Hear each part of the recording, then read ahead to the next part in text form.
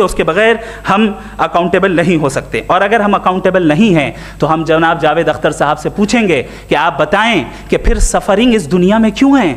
اگر خدا نہیں ہے تو سفرنگ کیوں ہیں؟ اور ان لوگوں کے جذبے کا کیا جن کے اندر سفرنگ کے بعد انتقام لینے کا جذبہ پایا جاتا ہے اور وہ اس دنیا سے ایسے ہی چلے گئے؟ کیا ان کی ساری تکلیفیں بیکار چلی جائیں گی؟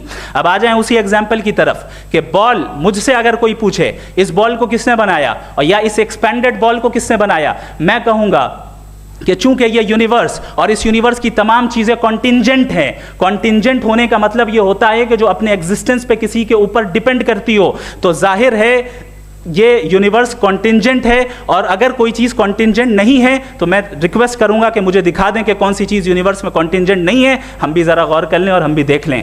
اور جب کانٹینجنٹ چیزیں موجود ہیں تو فلاسفرز کی اصطلاح کے مطابق ہم اس ٹرمینالوجی کے مطابق ہم اس جگہ تک پہنچتے ہیں اور اس ہستی تک پہنچتے ہیں جسے نیسیسری بینگ کہا جاتا ہے، کہ یہ وہ نیسیسری